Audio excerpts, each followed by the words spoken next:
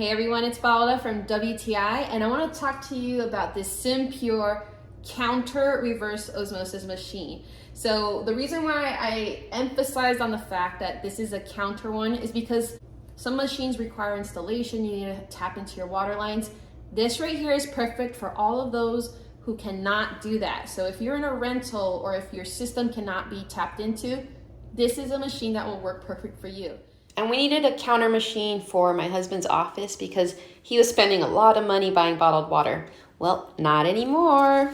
All he has to do is fill this tank with water from the tap and he'll be ready to go. As someone who reads a lot of instructions for their line of work, I appreciate how easy this was to understand. You just plug it in, fill the reservoir, and you flush the system. The filters are easy to replace and order online.